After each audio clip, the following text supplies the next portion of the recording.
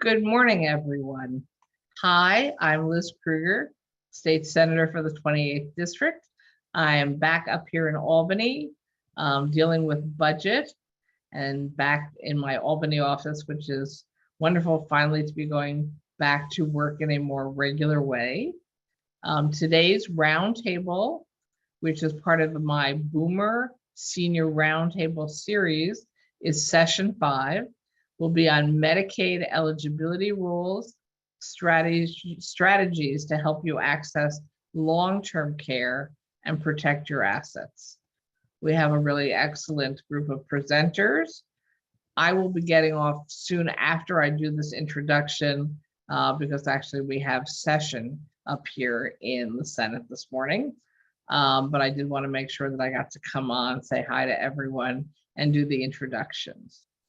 I would like to welcome program participants who are viewing on Zoom and Facebook or are calling in to the 5th session of the 2022 Boomer Senior Roundtable Series, Aging in Place, Living Well in Your Community. This 8-part series is focused on some of the issues we need to address to age in place. Remaining roundtables will focus on solo agers, technology. I hope you can join us again for one or more of the roundtables after this one today. And as always, you can watch on video at later dates. We have closed captioning at all our events. As a viewer, you have to activate closed captioning to view the text on your device. If you're in Zoom, click on live transcript in the meeting controls to start viewing closed captioning. If you're on the Facebook Live event, you'll see a setting button in the bottom right-hand corner of the video. Click Closed Caption CC to start viewing the closed captioning. Many people who have some hearing loss, but not complete hearing loss, find it really invaluable to use closed captioning to following along on webinars such as this. This forum is being recorded and everyone who RSVP'd will receive an email with a link to the event video and all the resources that are posted in the chat within a few days, along with the presenters' PowerPoints. Many people pass these on to their friends or go back to them for specific information that they realize they needed a little more clarification on. Before we go to the program, a couple of COVID updates. I know, we're still dealing with that.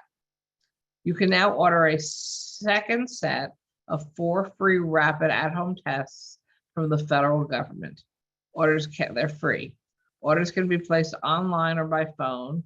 The website and phone number are being posted in the chat.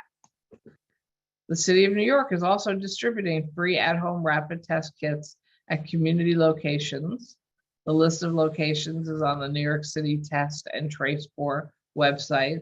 The website address is also posted in the chat.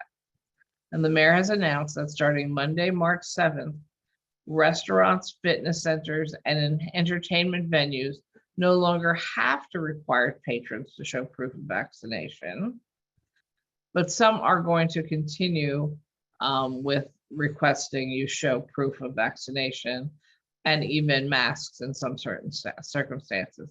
If you have concerns about eating out safely or participating in activities, again, double check.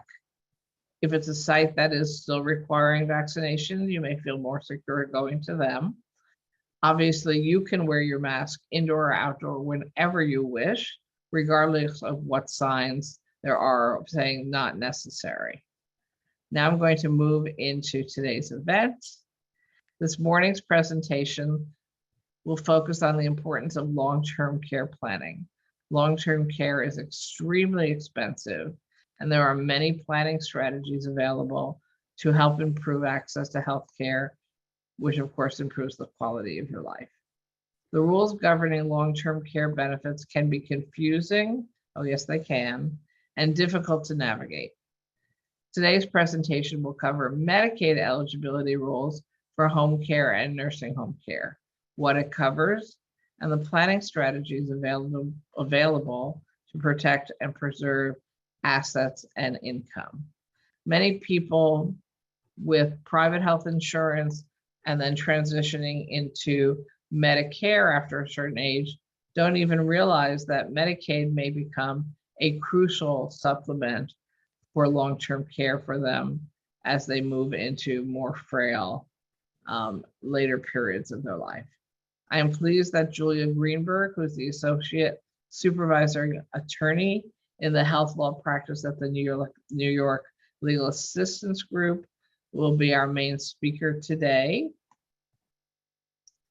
Before Julia's presentation, we will begin today's event with a brief presentation from Susan Shin, the legal director at the New Economy Project.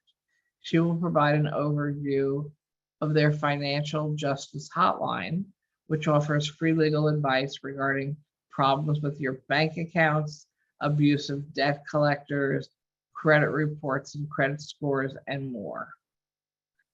And as you know, or hopefully you know, there are a lot of scammers out there who live to figure out how they can convince you to give them information that will allow them to steal your identity or get money from you.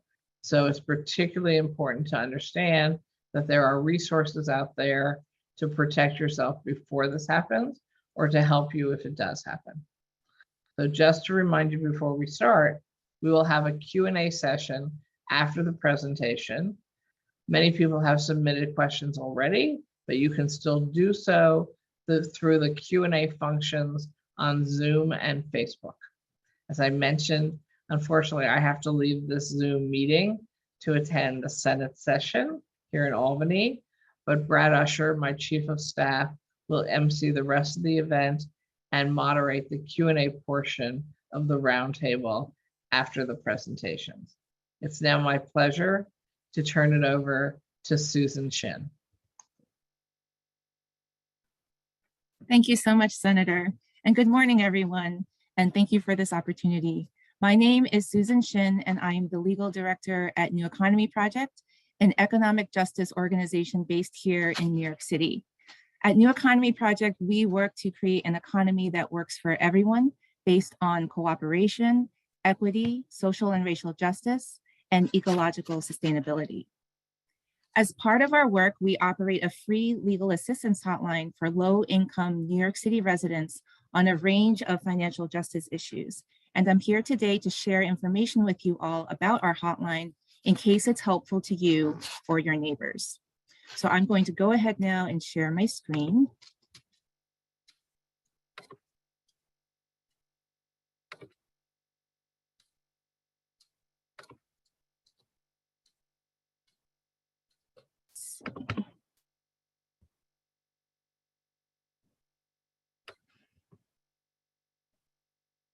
Just 1 second, and hopefully everybody can see that information there. So I'll leave this slide up so you can all see our hotline number and our hours of operation. So as you heard, and as you can see, our hotline is called the New York City Financial Justice Hotline. And through our hotline, we help low-income New York City residents who are dealing with various financial justice issues.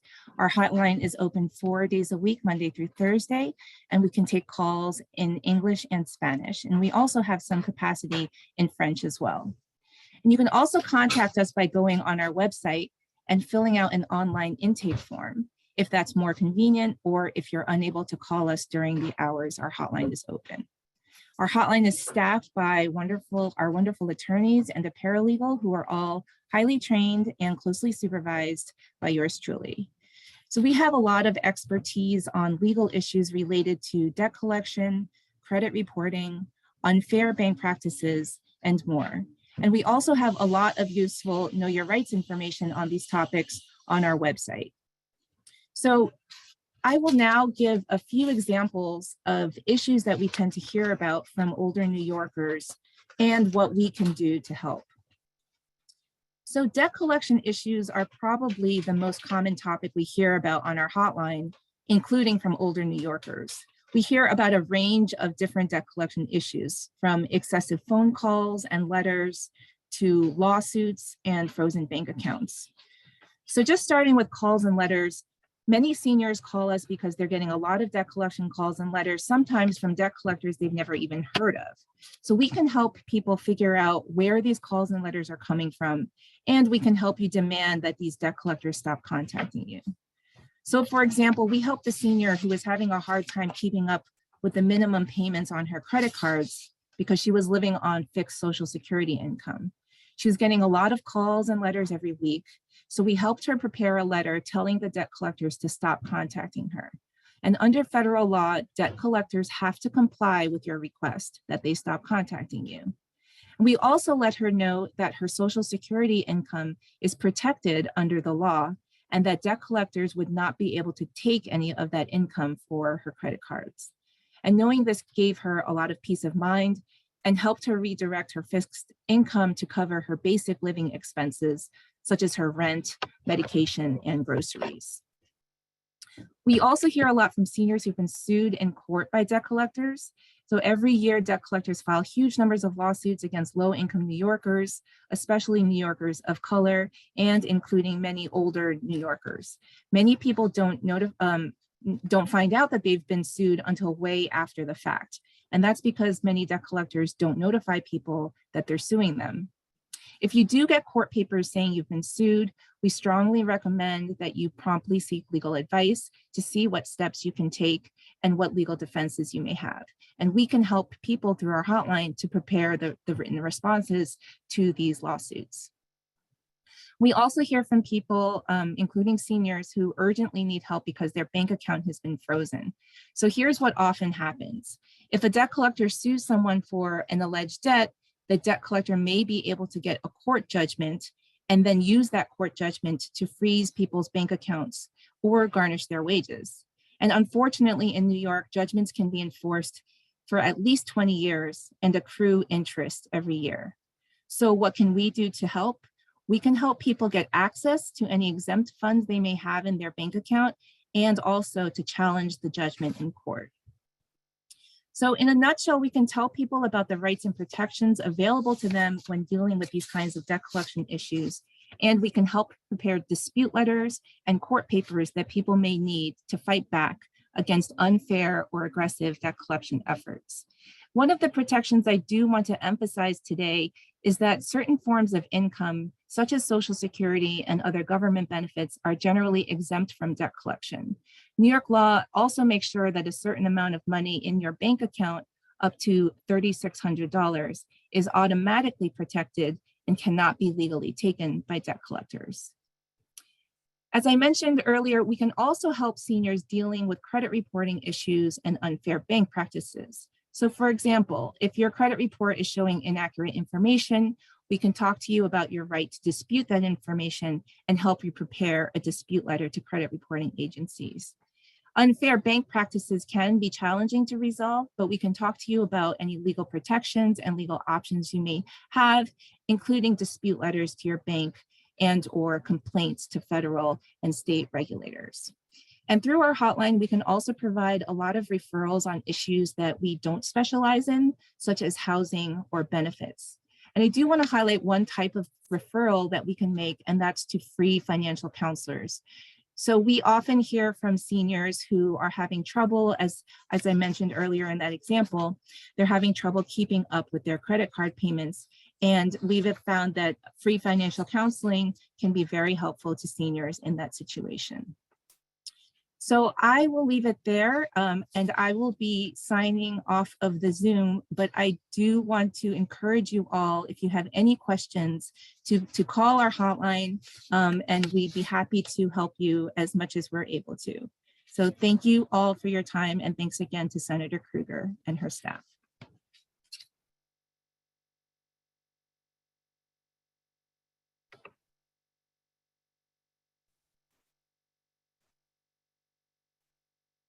Thank you so much, Susan. Next, we will hear from Julia Greenberg, the Associate Supervising Attorney from the Health Law Practice at the New York Legal Assistance Group, NYLAG. Julia will present on Medicaid planning.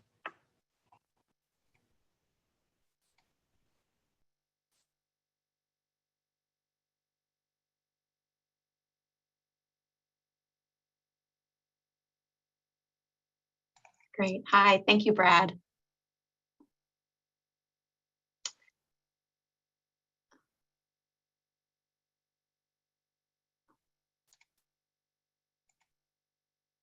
Just checking to make sure I'm the speaker now. Okay. Hi, everybody. Thank you so much. Thanks for the introduction. I'm going to just share my screen. I have a slide deck.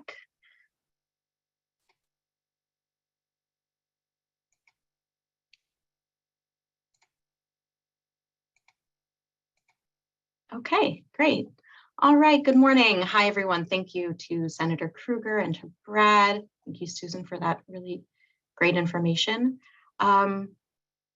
Like Brad said in his introduction, my name is Julia Greenberg. I am the Associate Supervising Attorney of the Health Law Practice within the Public Benefits Unit at NYLAG. And I've been in this position at NYLAG for about 6 years now. And before I moved to NYLAG, I was in private practice as an elder law attorney for about 7 years. So for over 13 years, I've been working in this field of elder law, Medicaid, long-term care, and come with some years of knowledge about this area. So just so you know a little bit about me. A little bit about NYLAG. NYLAG, which stands for the New York Legal Assistance Group, is a leading nonprofit that provides free legal services, free civil legal services. We also have financial counselors and engage in policy advocacy efforts to help people experiencing poverty. So I will note, because I know there are already a lot of questions about NYLAG and our ability to assist some of the folks on this call. NYLAG is an organization that has income and resource limits to who we can serve. But everyone is welcome to call us and leave a message, and we try to return all of the calls. But there are financial requirements in terms of representation and more extensive service. Because we're going to be talking about Medicaid planning today, anybody who has money, resources, property, co-ops that they're looking to protect, I'm going to urge you all to reach out and contact an elder law attorney. That is the type of attorney and type of professional that you'll need to work with in order to engage in the type of planning that we're going to be discussing today. NYLAG doesn't really handle the type of planning that I'm going to be discussing. Rather, we assist people who are low income and experiencing poverty with legal issues that they are meeting. So what we're going to cover today, here's just a brief outline of what I'm going to be discussing. This is such a huge topic, and there is so much to talk about. I could do a week-long presentation on Medicaid and long-term care, but with only 45 minutes today, I've really tailored the conversation to a few overview topics here. So first, I'm going to define what long-term care is, so we're all kind of on the same page. Long-term care is a really vague term, and not everybody means the same thing when we use the term. So I'll take a moment to define that. We're going to talk about the different ways to pay for long-term care. And that's going to segue us into our conversation about Medicaid, the eligibility rules, some major proposed changes to the Medicaid program here in New York, and then with our current Medicaid scheme, the planning strategies that we have and some even recent changes to that. A lot of changes, really active body of law. And so there's going to be a lot of caveats to what I have to say today, considering some of these real-time changes we're looking out for. And I just have a little note here that today's focus is on financial eligibility. That's what I'm focusing on today. We can talk about home care and how home care is delivered and how you get hours. And there's so many different subtopics within this realm of Medicaid planning and Medicaid long-term care. But I'm going to just try and stay really focused with our short time today to concentrate on the financial aspect of obtaining Medicaid so that you can at least attempt to get the home care services that you may need in the future. Okay, so diving right in, what is long-term care? What do I mean when I use the term long-term care, right? So I'll read out the definition, and I like this one for a few options. Here it says long-term care involves a variety of services designed to meet a person's health or personal care needs to help them live as independently and safely as possible when they can no longer perform everyday activities on their own. Right? And I like this because it focuses both on a person's health and personal care needs. And it talks about helping them live independently and safely as safely as possible when they can no longer perform all of their own activities. This care can be related to chronic, or is related really, to chronic ongoing illnesses and disabilities. So the natural process of aging, a specific illness or disability, or the progression of Alzheimer's, Parkinson's, or other dementias. The most common type of long-term care is personal care services. So this is when we need help with our activities of daily living, our ADLs. And these activities can include generally all the things we do throughout the day to take care of ourselves. Getting out of bed in the morning, getting dressed, cooking, cleaning, toileting, grooming, moving around in the sense of transferring, getting out of the chair to a standing position, getting off the sofa to a standing position, or walking around our house, walking around outside, all right? And when we need assistance with these ADLs, we're going to seek care, we're going to seek assistance. And that assistance can be provided in someone's own home, in other community-based settings, such as an assisted living facility or an adult daycare, or at its highest level in a nursing home, right? That's the highest level of care. Long-term care needs can really be for just a few hours a day when someone needs some help, either with some shopping or light chores, or they're cooking, or it can be for 24/7 round-the-clock care, assistance with all activities of daily living, right? So it's a very broad, but generally, and I want to make this distinction clear, long-term care is non-medical in nature, right? So it encompasses health-related issues, but it's non-medical, in the sense that it's not skilled care, even if skilled care may be required. Okay, so I hope we're all on the same page with that really brief overview of what I mean when I talk about long-term care and that need. So let's talk about paying for long-term care. What are the different ways people can pay for long-term care, either at home or in a nursing home?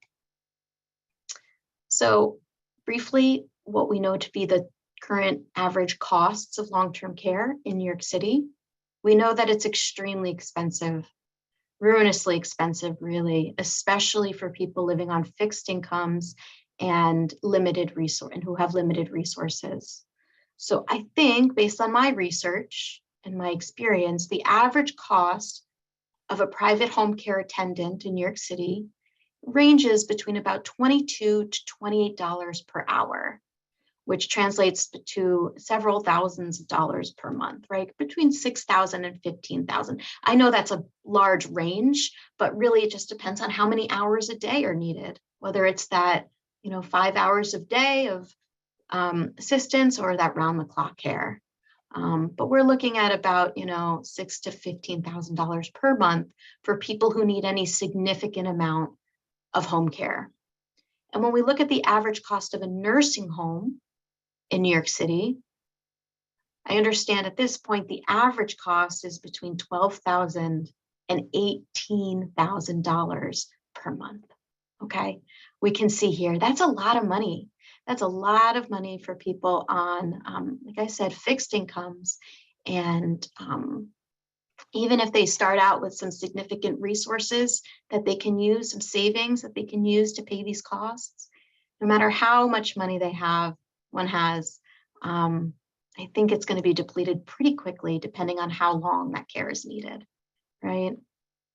So now that we know how expensive it is, let's talk about the different ways to pay for long-term care, okay? So there really are only 3 options when it comes to paying for long-term care. The first is what we would call self-pay or private pay, right? You pay out of your own pocket. You hire an agency, you hire a private aide or attendant that you know, and you pay them their hourly wage. And like I just said, some people may be able to privately pay for some care for some period of time, but for an indefinite period of time and for very high hours, we can just do the math based on how expensive it is, do the math and see that it's pretty easy to deplete someone's entire life savings in a relatively short amount of time when privately paying. Not a great situation for people who are vulnerable, who are elderly, who are ill or disabled, to have to deplete all of their money paying for this care so that there isn't money left to pay for all the other things that they need to do to remain in the community and support themselves, right? Home care isn't the only expense. So we understand that self-pay or private pay is available, but it's going to be limited, and it's not really a great choice for most people for any significant amount of time. So the next option for paying for long-term care is long-term care insurance. I know a lot of folks on this call have a lot of questions about long-term care insurance, have a lot of interest in it, and want to know more. While long-term care insurance is an insurance product that will pay for long-term care when that care is needed, there are so many caveats when considering or using long-term care.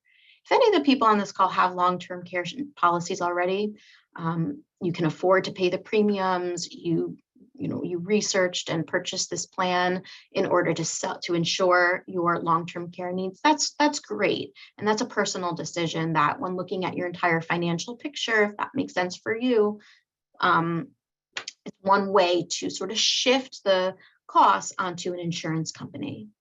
I will say that most people, when I meet them at the later stage of life, when they're considering accessing long-term care, most people haven't purchased these policies. And the reason is that they're really expensive. The premiums for long-term care insurance tend to be very high. And so people who don't have a lot of passive income to continue to pay these premiums every year for their entire lives until they have to access the benefits, it's just a little out of reach financially. You have to really purchase this when you're relatively young and relatively healthy, probably in your 50s, and chronic illnesses haven't shown up. If you're older and you do have illnesses, it may be available to you, it may not, but certainly the premiums are going to be higher and not quite as affordable. So it can be helpful if purchased early, but it also doesn't always cover the true and full cost of long-term care. Most policies will have a daily maximum, lifetime maximum, and certain restrictions. And these maximums really just don't always cover the real costs. So even though the policy may be covering some of the cost of the care, you as the consumer may still have some out-of-pocket costs because of limitations. And they do have maximums, either it's a total dollar amount or a period of time. So these policies run out. They don't last, most of them don't last indefinitely. Some may. Policies range, these are private insurance products, so all of them are going to be really different. But certainly the more comprehensive it is and the more benefits it pays for, the more expensive it's going to be for you when you're paying those premiums. So, I'm not going to address any personal questions about long-term care insurance. I don't sell it. I'm not the expert on it. I will say, though, in my experience as an attorney, when people come to my office who have long-term care policies, I do acknowledge the limitations of those policies. And I question whether it was worth paying, tens of thousands of dollars every year for their lives for the amount that they really receive on the back end. So with that said, while most people can't self-pay or private pay for an indefinite period of time, and most people don't have long-term care insurance, or if they do, the product is limited in its ability to pay, the only option we have, the only program, the government program that we have that pays for long-term care is Medicaid. Medicaid. All right, Medicaid is a joint federal, state, and local program that is insurance, health insurance for low-income individuals, but it has also grown to be sort of a safety net for long-term care for a broader set of individuals, because it really is the only program available to pay for this care. So while you have to qualify financially, and we're going to go over the strict financial requirements that are in place right now, there are so many different planning strategies and things that people can undertake in order to become eligible for Medicaid and plan for the need for Medicaid to cover long-term care in the future, even if you don't see yourself as somebody right now who needs to access Medicaid for health insurance because you have other forms of health insurance. So I'm going to just take a moment to talk about Medicare and Medicaid, because when I show my last slide, everybody's kind of scratching their head saying, well, what about Medicare? I have Medicare. Doesn't Medicare pay for long-term care? So I really like to take a moment to define both health insurance programs. They are both government health insurance programs, but they have offer different benefits and have different roles. So Medicare is a federal program that provides health insurance to people who are 65 and older, or if you're under 65, generally it's because you're receiving Social Security disability or end-stage renal disease. And it's health insurance, right? It covers doctors, it covers hospitals, it covers drugs if you have a Part D plan, but it is not as comprehensive of a program as Medicaid is, which covers a lot of different benefits outside of what we typically refer to as health insurance or health care. So you'll see I describe Medicaid. It's a joint federal, state, and local program. It's comprehensive. And in order to become eligible, you have to meet your state's income and asset limitations and other eligibility limits. And so people also question a lot, how do these two programs work together? If I apply for Medicaid, do I have to give up my Medicare or vice versa? And you can have both. When you have both, you're considered what's called a dual eligible. You have Medicare because you're over 65 or an SSD recipient, and you can have Medicaid because you apply and because you qualify. And if you have both insurances, Medicare will always be your primary insurance. It will cover your doctors, hospitals at 80%. And then Medicaid will act as secondary or tertiary if you have a Medigap policy or an employer or a retiree policy. But Medicaid is always the payer of last resort. It's secondary or supplemental, and it'll pick up all of the things that all of the cost sharing that is expected of you from Medicare, such as the deductibles and the coinsurance and the copays. Okay. And I'm going to make it really clear on this slide here. And I want it to, as a big takeaway here and something people really need to understand, which is that Medicare does not pay for long-term care. It doesn't pay for long-term care at homes in the community for home care, and it doesn't pay for nursing home care, long-term care, right? Like I said in the previous slide, it's health insurance. So we'll only cover, some people on here might say, well, my parent or my friend had a Medicare home attendant, or my parent or friend was in a nursing home and they had Medicare. It's possible that Medicare paid for some limited home care or some limited stay in a nursing home if they were there for a short-term rehabilitation. But Medicare is only for that. Limited home care or short-term rehabilitation only if there's a skilled need and they meet other criteria that's required by Medicare. Medicare categorically does not provide coverage for long-term personal care services, those activities of daily living that I was discussing earlier, right? So Medicaid, like I said already, and I'm going to continue to repeat it, Medicaid is the only government program that we have that will pay for the costs of long-term care. And so because of that, the Medicaid program has grown and evolved and changed and become a bit of a maze and very complex. But in doing so, it really allows for a lot of planning strategies for people who have some assets, who have higher income, to take the necessary steps to become eligible and protect and preserve what they may have. Okay, So it's a good segue into talking about how we plan for long-term care. This is a little bit more of the technical part of the conversation. So, bear with me. I'm going to go through the technical stuff quickly. I know a lot of people on this call, this is really new information and nothing you've really considered before. While for a lot of other people, you have very specific questions, you've reviewed this, and so I'm going to try to address everybody's concerns. Okay, so with Medicaid planning, because as I was saying, long-term care is going to be required by so many people and is so ruinously expensive. Most people who need long-term care are going to have to apply for Medicaid to help with these high costs because they cannot continue to pay it themselves indefinitely and they don't have the long-term care insurance to cover it. And this is where they engage in what we call Medicaid planning, planning your resources, reorganizing your finances in a way so that you can meet the strict financial eligibility criteria of Medicaid.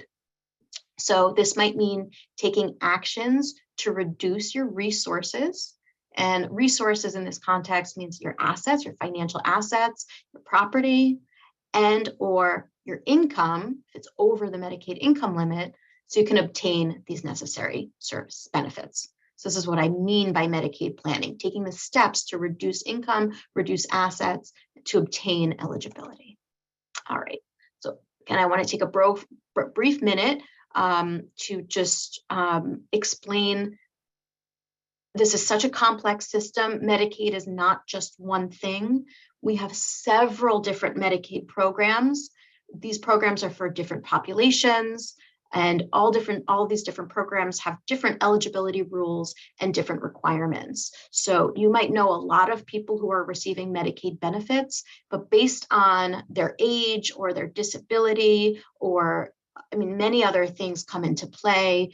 If they're have a minor child at home, they all have different eligibility rules and requirements. So they might not be obtaining the same type of Medicaid that we're talking about today. So I'm only discussing what we call, or what's considered, disabled, aged, or blind Medicaid, the DAB population. That's what we use for short. These are for people who are over 65 or also have Medicare due to disability. It's referred to as, there are a lot of different terms for this population and this type of Medicaid. We've seen it referred to as non-MAGI because there is something called MAGI Medicaid. So this is non-MAGI. It's also considered SSI-related Medicaid. And no, it's not for people who only have SSI, but the term SSI-related is often used interchangeably for the term DAB, or disabled, aged, blind. But this is our 65 and older, and people who have Medicare based on disability. And when you're applying for this type of Medicaid, it's you apply for it, and then if approved, it's delivered through your local Department of Social Services. So it's on the county level.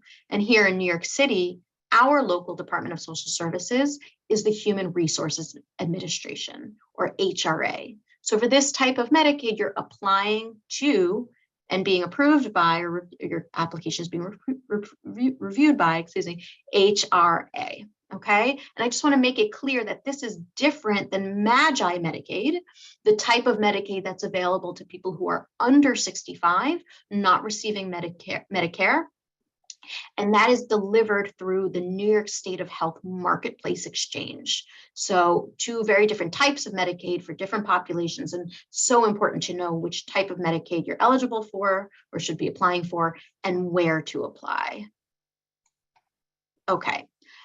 So within DAB Medicaid, we're looking at long-term care, levels of care, there really are three different distinct levels of care.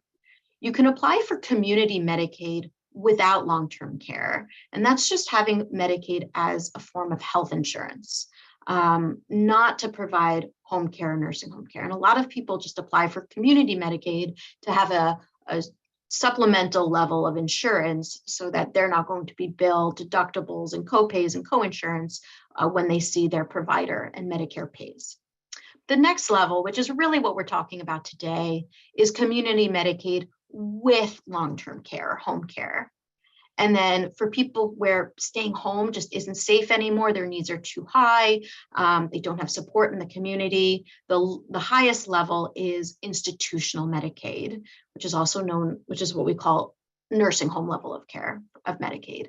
And this is really important for Medicaid planning purposes to realize that all three levels of DAB Medicaid have their own different mechanisms for determining financial eligibility.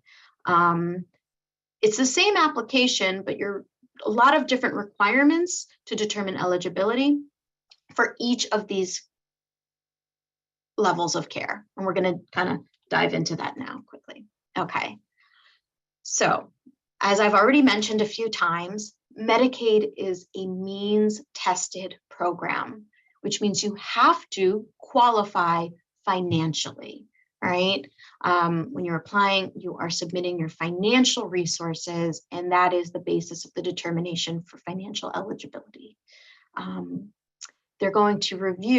is going to review first your resources and then your income. Those are the two tests that are used to determine whether or not you are eligible for Medicaid. And I think this is also one of the more important things and more important concepts that I hope you take away with today, that the resource test and the income test are separate and distinct, right? Most people haven't considered their finances in the sense of, I have resources or assets, money in the bank, and I also have income, whether it's on a monthly, quarterly, or annual basis. And those two different tests, the resources, the money in the bank, and the income that you're getting are going to have two different tests and requirements for Medicaid.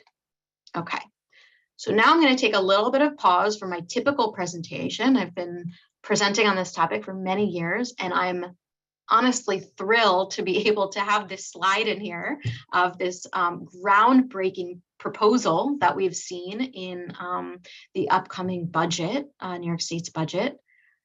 This is groundbreaking. This is new. I wouldn't be able to do this presentation without letting this group know that this is out there, but this has not yet been adopted.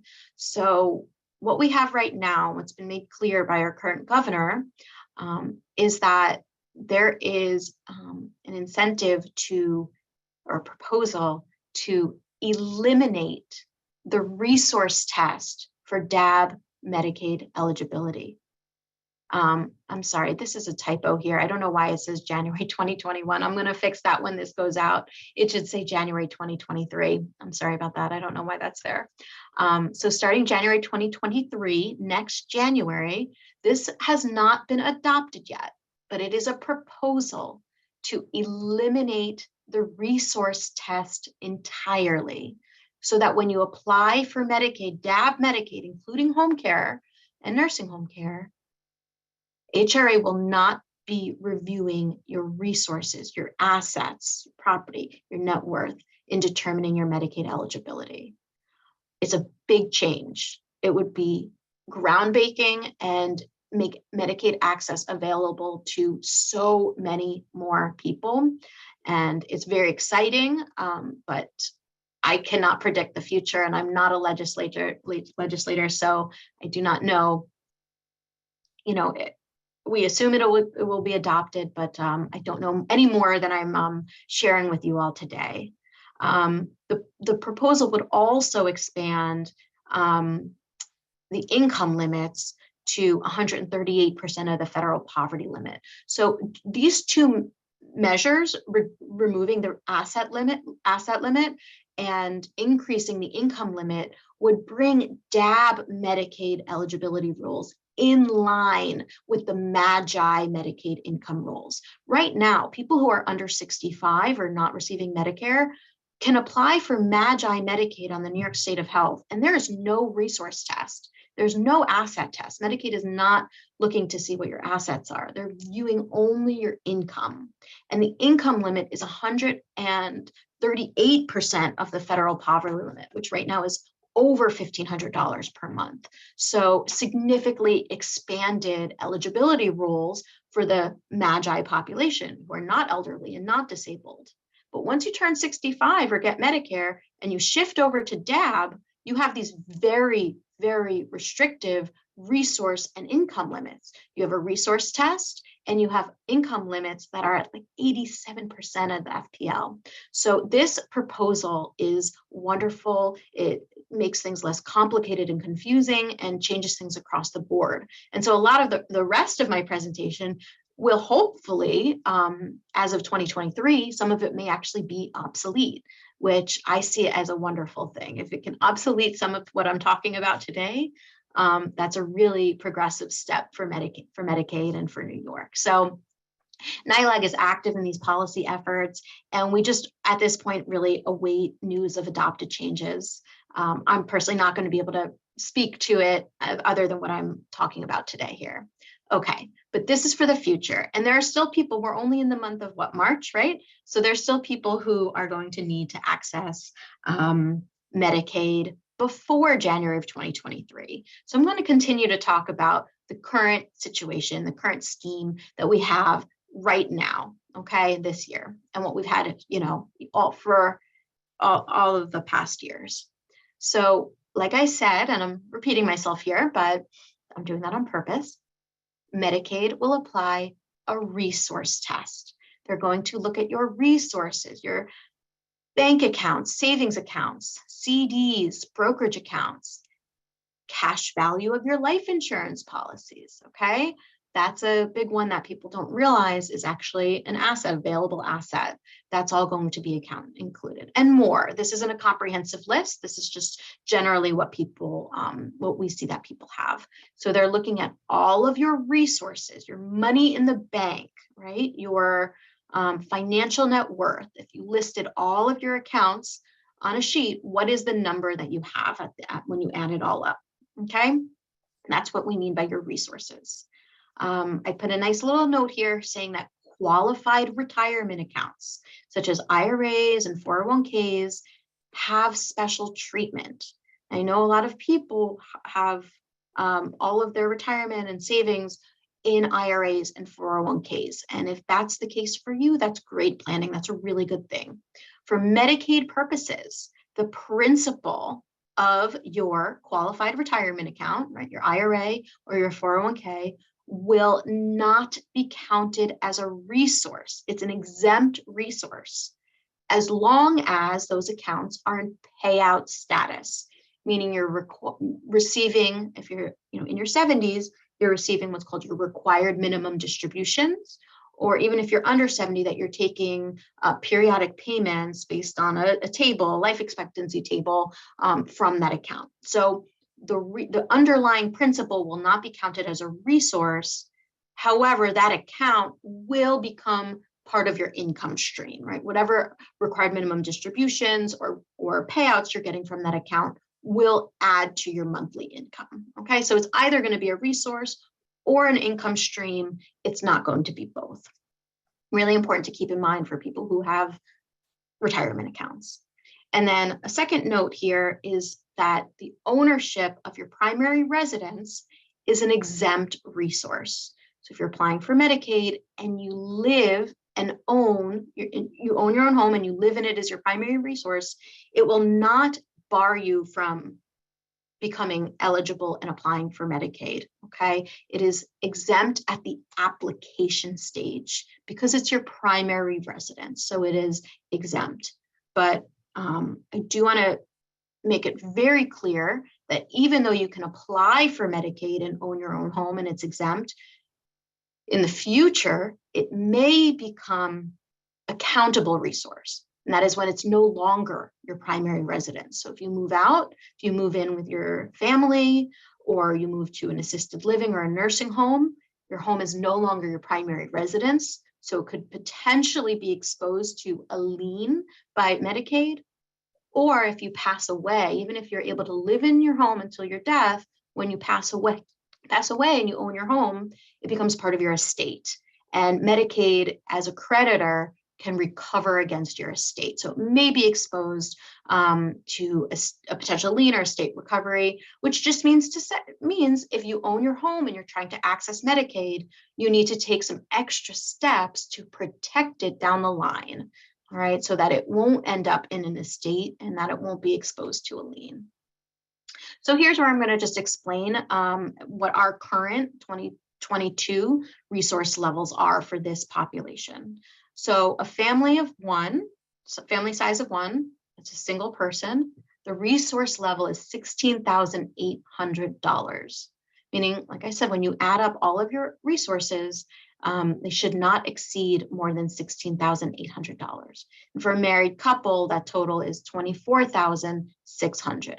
I'm not talking about your annual income. Income is separate. We're going to talk about income shortly. This is simply your resources, your money in the bank, all of your accounts and investments added up, not including retirement accounts.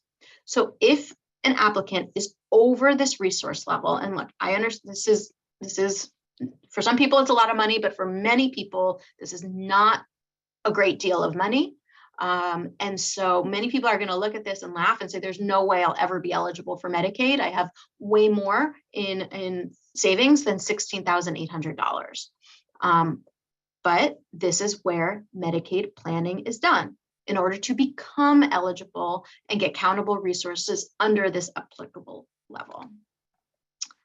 So that's the resource test, 16,800 for an individual, 24,600 for a married couple. I'm also actually going to pause to say there's a lot of planning that can be done for married couples. We have a lot of interesting mechanisms for spouses, spousal refusals, spousal impoverishment budgeting, but those concepts are very complex and unique to every single person's situation. So for married couples who are thinking about doing Medicaid planning, that is just completely outside of the scope of today's overview, but it's something to consider and to consult with an elder law attorney about so that you can be prepared so that neither spouse is left sort of out in a precarious situation financially. Okay, so now we're going to look at the income rules. We discussed resources, the $16,800 limit. Now we're going to look at income, right? We're going to look at someone's income. Income includes Social Security, pension, that payout from the retirement accounts that I was discussing. Can also include earned incomes. Some people are earning wages and salary if it's small, rental income if you're renting out an apartment or a room, things like interest and dividends, etc. That's all considered your income. And Medicaid likes to break your income down on a monthly basis, even if you get it in an annual chunk. For instance, if your retired minimum distribution comes once a year, we would divide that by 12 to see what your monthly income amount is.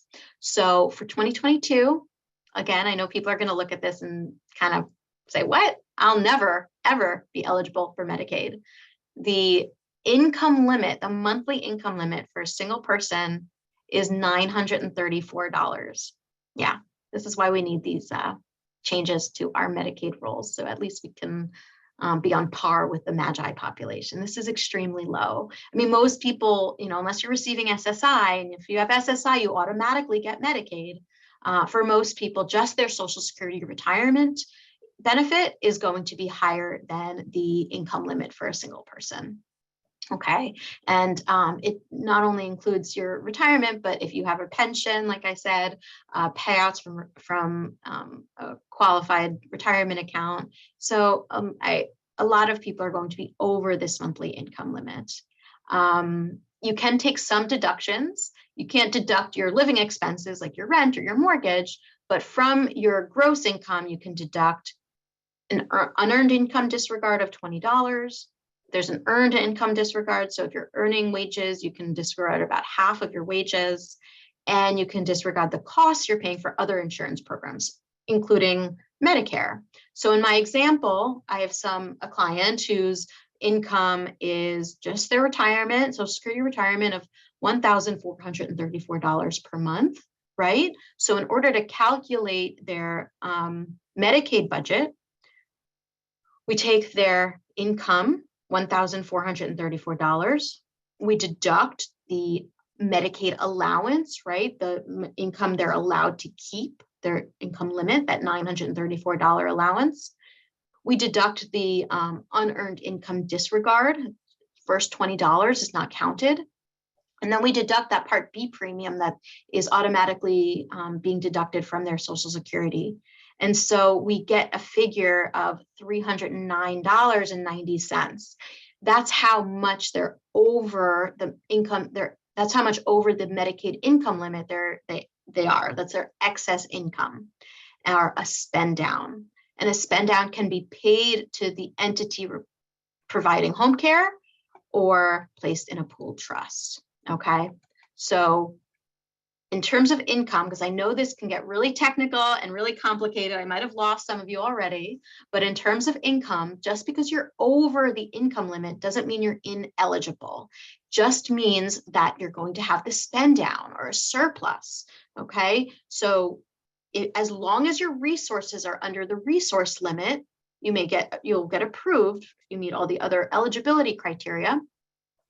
And you will be approved. If your income is over, you'll be approved with a spend down or a surplus. And there are different ways to meet your spend down.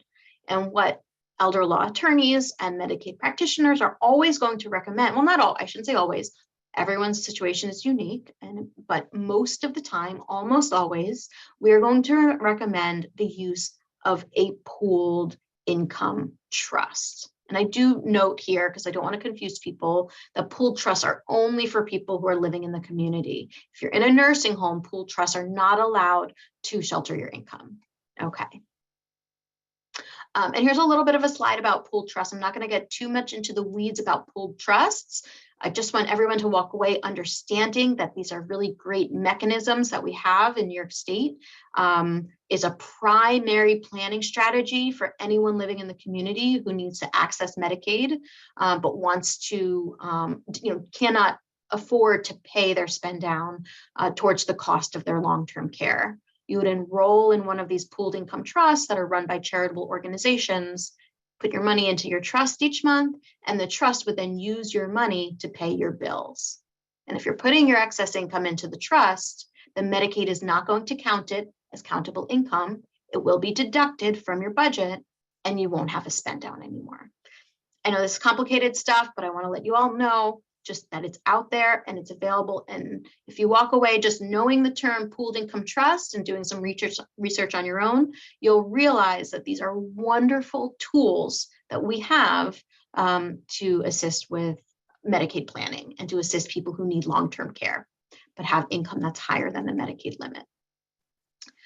With the resource strategies, planning for resources, because we know so many people's resources are going to be over the limit, we have a lot of options for dealing with that, right? If your resources are higher than that $16,800 limit, you're going to want to look into two different strategies. The first is paying down, and this is just kind of a no-brainer when it comes to reducing your resources to actually buy things, to spend your money, but on things that you need, on things that make sense. We're always going to recommend a prepaid funeral agreement. This is something that's allowed by Medicaid, encouraged by Medicaid, and is a great way to spend your own money on something that will be necessary for everybody in the future, myself included. And it's a good way to put some money towards that. Pay down your outstanding debts, pay off outstanding loans, purchase goods and services that you need that you might have been putting off as a way of spending down, But once you've spent all the money that you can and you're still over the resource limit, that's when transfers are going to come into place. We first want to look to see if there are exempt transfers, meaning there's not going to be any penalty associated with the transfer. So spousal transfers are exempt, transfers to disabled children and supplemental needs trusts are exempt. But a lot of people aren't going to be able to make exempt transfers. They're going to need to make transfers to third parties. And that's going to include either an irrevocable asset protection trust, a Medicaid trust has to be irrevocable, or to a trusted individual. We would never really recommend transferring large sums of money to an individual because there are so many risks of everyday life that we need to be taken into consideration, and it really exposes your money to that person's risks. But certainly, if we are doing some transfers, it may make sense to transfer some money to an individual so that certain amount is there to pay for certain things. But when we're talking about transfers and considering transfers, we need to understand that there is something called a Medicaid look-back period, and there may be potential penalty periods or transfer penalties associated with these transfers. That doesn't mean that you shouldn't do it, because a lot of times, even if there may be a penalty, it's still beneficial to you to do the transfer and incur the penalty so that you can get Medicaid sooner, okay? Because if you don't do it, you're kind of just inevitably pushing off the potential for that penalty. You're kind of getting through it sooner. And you always just want to seek legal advice first. I just cannot stress that enough. These rules are complicated, they are complex, and nothing can surpass legal advice when it comes to making transfers when you're seeking long-term care for Medicaid, okay? So in terms of the look-back period, right, there is a look-back period. This is the requirement that when you apply for Medicaid, you submit bank statements. And Medicaid is actually, we're going to review those old, bank statements going back in time. And Medicaid reviews those bank statements to see if you have made any uncompensated transfers during the time period associated with that level of service. And we're going to talk, each level of service has its own separate look back period, right? Okay, so big takeaway from today is that community Medicaid without long-term care, there's no look back period. A lot of people won't even apply for Medicaid, even if they're eligible at this time, because they think there's a look back for community Medicaid. At this time, there is none. So you could transfer your assets this month. As long as you're below the resource limit next month, you can apply and be found eligible. So no look back period for community Medicaid. Community Medicaid with long-term care, so home care. This is a very new topic, and it's kind of mushy, I would say, because before 2020 or 2021 we did not have a look back period for home care. So many people thought we had this look back period for home care. We never did, not before last year. In 2020 there was a law that was passed that said we are now going to start looking back 2.5 years. We're going to have a 2.5 year look back period for home care. This was passed in the budget for that year, but it has not yet been implemented. Okay, this is brand new stuff. It has not been implemented because we've been in this public health emergency for the past 2 years, and it's just administratively a big task for the local Department of Social Services to instate. And so we currently, even though on the books we're supposed to have this 2.5 year look back period going back to October 1st of 2020, we don't. It's not being implemented yet. So currently, as things stand, if you were to apply for home care, there is no look back period on the application at this time. The home care look back has not yet been implemented.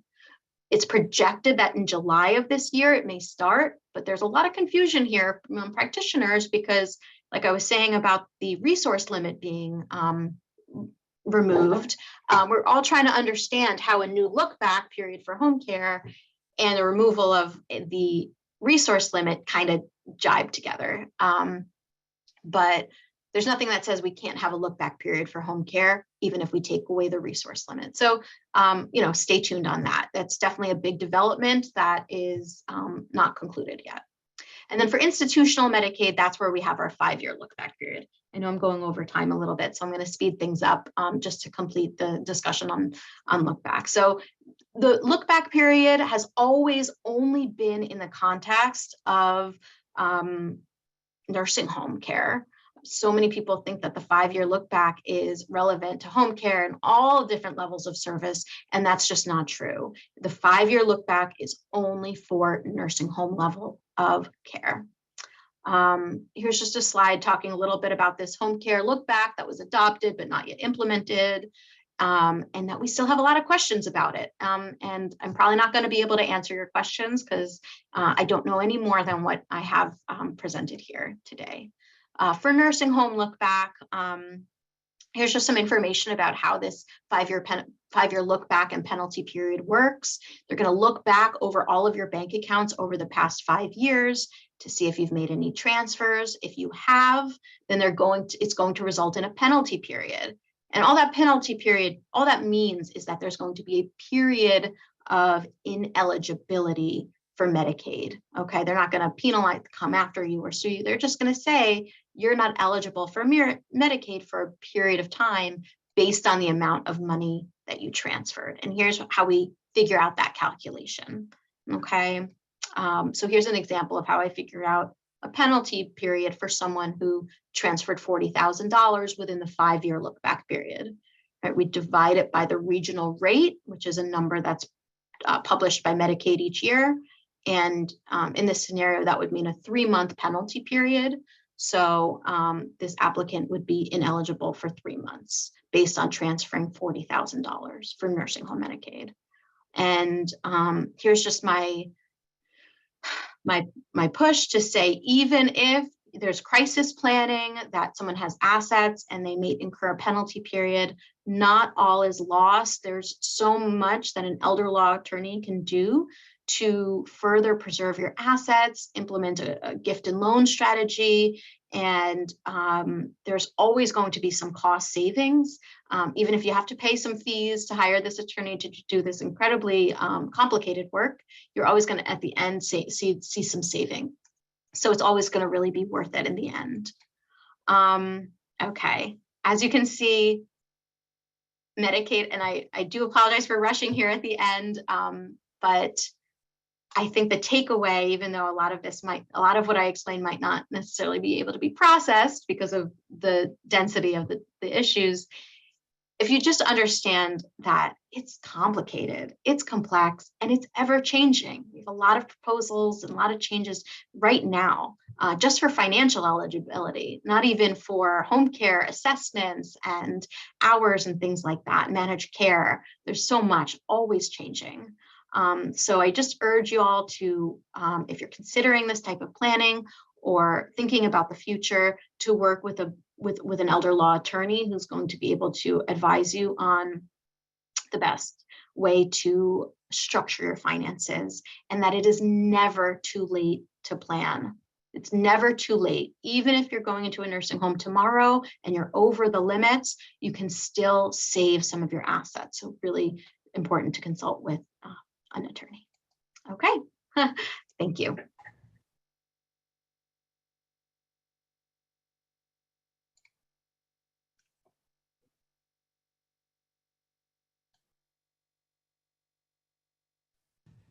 Thank you again, Julia. Now we will move to the Q&A portion of the event. Several of you asked questions about aging in place resources. I'm including information about how to get Senator Krueger's Senior Resource Guide, which has numerous resources on aging in place and other vital services for older adults. That will be posted in the chat. You can access the guide online. The link will be in the chat, or you can email us at lkrueger@nysenate.gov or call our office at 212-490-9535, and we can mail you a copy of the guide. Just to remind you, we will email you a list of all the resources listed in the chat, along with the PowerPoints, when we send you the link to the video, to today's event, this video. Now we will start with the questions that were sent ahead of time, and we have a lot of questions. I'm quite sure we will not get through all of them, but I'm going to do my best to cover some from both groups. As a reminder, questions can continue to be submitted through the Q&A functions on Zoom and Facebook. Okay, Julia, I'm going to try to skip over questions that I believe you've answered in the presentation, but if I don't, you can always say, check the presentation. Okay. How can I get legal advice for long-term Medicaid planning that is reasonable, as the fees are so expensive? And I posted it numerous times in chat, the link to how to find a lawyer, elder law lawyer, but in terms of pricing. Yeah, this comes up a lot. I think it's a little bit of a forest for the trees. You may need to lay out some money to do these complex plans. As you can see, they're not simple, and it's a lot of work to do individualized plan. There are a lot of resources out there. Call lots of different attorneys, have consultations, and you can use the NYLA database to find an certified elder law attorney. And I can let you know that paying legal fees is often going to, even if you're spending a few $1,000s on legal fees, it's going to save you tens, if not hundreds of thousands of dollars later on when you become eligible for Medicaid. So it's worth the investment in yourself and your future. I think you answered the where is the Medicaid application located? You go to HRA. How long does it take to process? For a community Medicaid application, they have 45 days to turn it around, but they don't usually abide by those time limits. Sometimes they do. When there's home care involved, first they're going to do an evaluation of just your Medicaid eligibility, and then there is a whole other second half that I had referred to, that of just the assessment for Medicaid for home care benefits, which can take a few months to get into place. So it is a several month process, I would say, from beginning to end.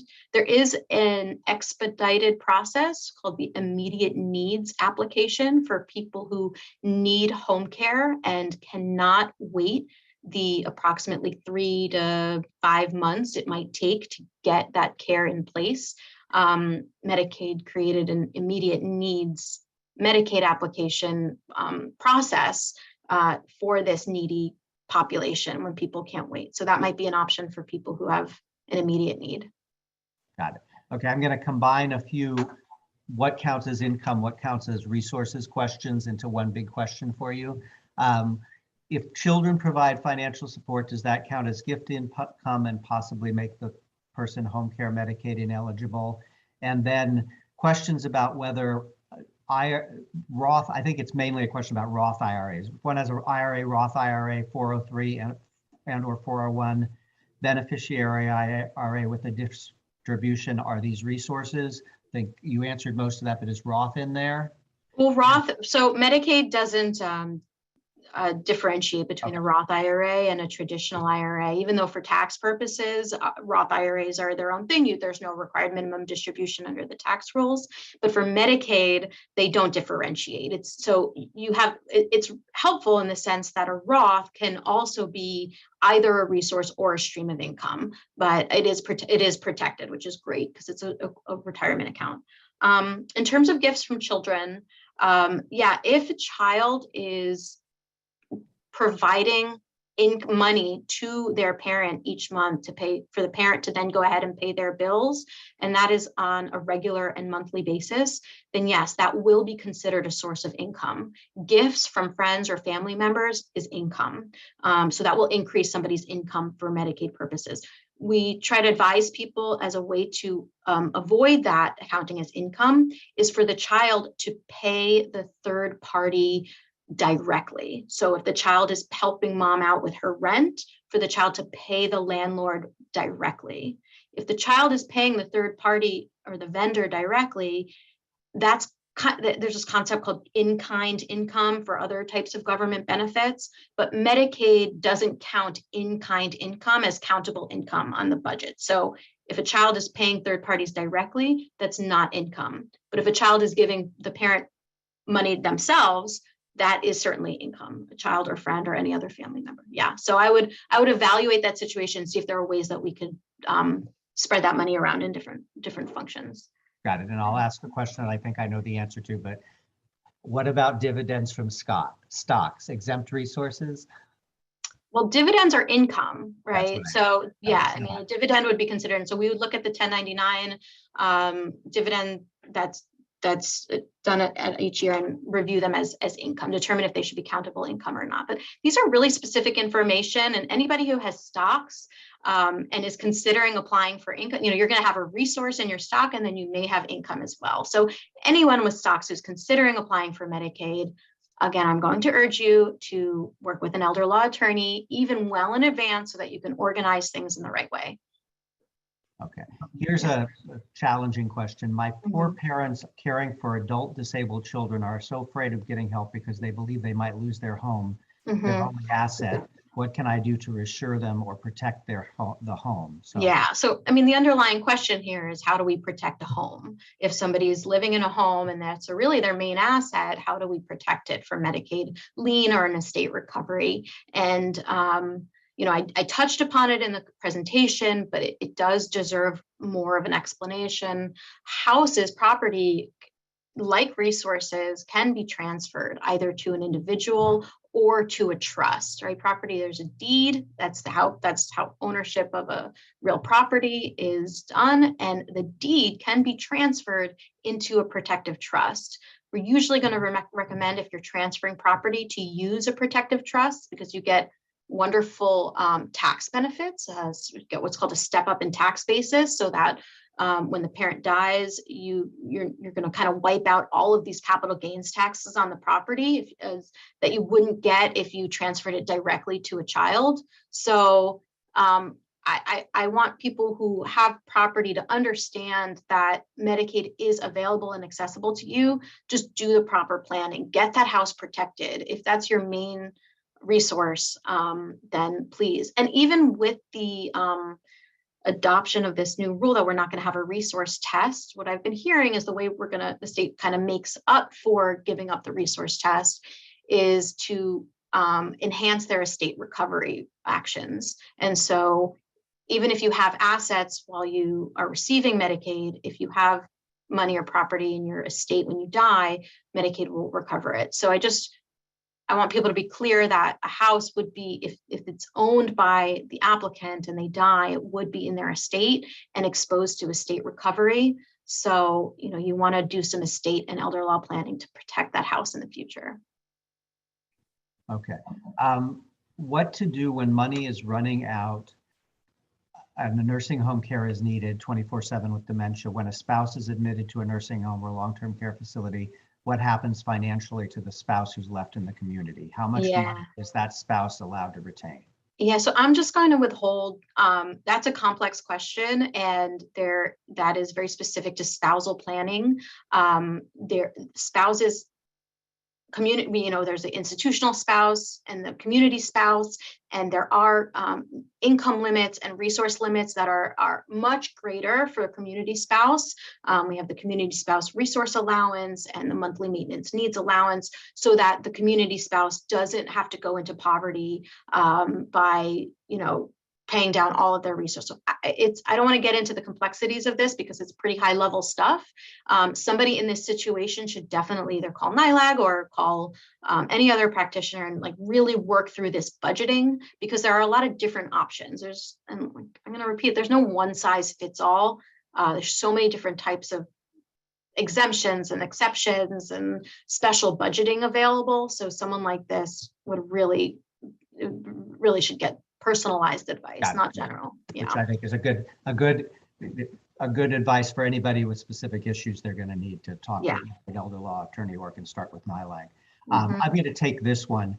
Why is the Fair Pay for Home Care Act not in the budget? I'll use this to address both the proposal to get rid of the resource test.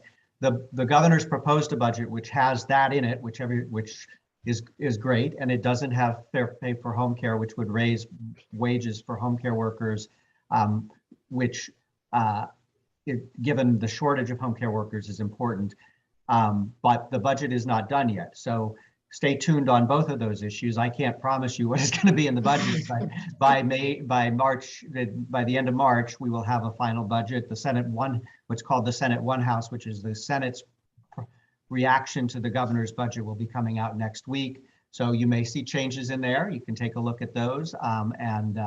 There's definitely discussions in the legislature about a lot of efforts to increase access to home care for older adults and other populations. Lots of questions on long-term care insurance. I think you addressed that largely. I will just add, based on our office's experience, that this is definitely a buyer beware product. Even people who purchased it when they were much younger are often coming to our office saying, I'm facing huge increases in my premiums. And so it's got a lot of risks associated with it. And I do have one question that came in that maybe you can answer and maybe you can't, about that supposedly Genworth, which is one of the big problem companies, was going to be, that New York partnership was purported to guarantee that after 3 years of private protection for long-term care under the policy, Medicare would take responsibility without any regard to assets. Do you know anything about that? Just because Medicaid. Yeah. I mean, we do have something called the New York State Partnership Plan. They are no longer being sold. I think since January of 2021, it is no longer an available product. This is an initiative years ago to try and get people to purchase long-term care insurance. They thought, whoever created this partnership thought, I guess there'd be savings to the state. So these partnership plans created a insurance product where you would you'd pay your premiums, you'd get insurance through the program for a number of years. And after it ran out, you would be eligible for Medicaid and your assets would be protected. They would not be considered. So I understand anyone who's currently paying in, who has a partnership plan, who purchased it years ago, they're still relevant. I mean, they're still active, but no new plans are available. That's not just, it wasn't really that viable. Okay, I'm going to ask this question. I have no idea what it means, mate. Hopefully you do. Can you talk a little bit about how Silver Bills works? Does that mean anything to you? No, like silver strips or silver sneakers. There's like a gym membership. Okay, I don't yeah, know. That's okay. So if you don't know what it is, I didn't. Silver is used in a lot of different contexts in health law. So I don't want to guess. Yeah, that's fine. I thought maybe it would immediately ring a bell, but it does not. Okay, this is a question that came in. And I'll ask the specific question, but it's more a general guidance regarding co-ops. Is there legal standing that protects a co-op owner by applicant to Medicare, Medicaid, MLTC to reassign ownership to an irrevocable trust? And how could one convince a co-op board to permit the move of ownership from the senior or transfer to the trust? Yeah, great question. Because most New Yorkers, if you own property, it's co-op shares. It's not real property. You don't have a deed. I understand that. Yeah, so co-op shares of your co-op shares can be transferred to an irrevocable trust to protect the value of those shares from a Medicaid lien or recovery. But you have to work and get approval by your co-op boards. Co-op boards control how things are done in co-ops. Every board is different. So most co-ops at this point, I think, are amenable to transfers to trusts. I mean, this type of planning has been around for a very long time, and especially for co-ops that have aging populations, they will be approached with this request to transfer these shares into a trust. If you have a co-op board that is unwilling and does not allow this categorically, other than getting an attorney who's going to advocate for you and try and change their mind, and showing up to co-op board meetings to explain why this would benefit the co-op and why it would benefit the shareholders, it might be some advocacy. But when I used to do this when I was in private practice quite a bit, and a lot of it is working directly with the co-op board and the management company to get the trust approved. The trust would usually have to be approved by the co-op's attorneys, and then you actually kind of go through like a closing where you attend used to be a sit down, probably not anymore, but you would transfer the co-op shares to the trust. So you got to just talk to your board and work with them. Got it. And we're at the end, but I'll ask this question: where does hospice care fall into this hierarchy? And this was the hierarchy of Medicaid without long-term care. Yeah. Yeah, that's great. So hospice is not a Medicaid service. Hospice is actually covered by Medicare. Hospice really is pretty specific. It's for people whose doctors can state that they have 6 months or less to live. It really isn't, it's considered palliative care, but not long-term care, right? So they're not necessarily there just to assist with activities of daily living. Hospice care is limited. They're not there 24/7 or 10 hours a day. They're sending nurses and some other support services as well. I mean, hospice is wonderful. So if somebody does have a diagnosis or for 6 months or less, Their doctor can write a prescription, and you can access hospice services as a Medicare benefit. But it's only 6 months at a time. So every 6 months, even if you outlive your prognosis, you can re-up, but it's every 6 months you're kind of continuing. But again, you would need to have something from your doctor saying that you have 6 months or less. So the long-term care that I was talking about is really for people who can live for many years, even decades, just need assistance with activities of daily living, and hospice doesn't cover that. But you can have a hospice nurse come and have palliative care, and at the same time have a home care attendant through Medicaid, because they're providing different services. Great. Well, we have run out of time, and I know I did not get to anywhere near all of the questions, but we will be sending out the information on how to contact NYLAG, and you can follow up with them, and also information on how to find a elder law attorney if that's the more appropriate place to turn. I want to thank Julia again so much for this extremely informative presentation and for your valiant efforts to include as much detail as possible in the limited time we allotted you. Our next senior roundtable session will be held on March 31st and will focus on solo aging. The presentation will provide an overview of key issues solo agers face. Finally, we are getting a helpful break following the recent surge in COVID-19 cases. It is important to enjoy this break safely. According to the New York City Health Department, it continues to be important to wear a KN95, KF94, or double mask when in public indoor settings, as well as to get tested as needed to help manage community transmission. Thank you again for joining us today.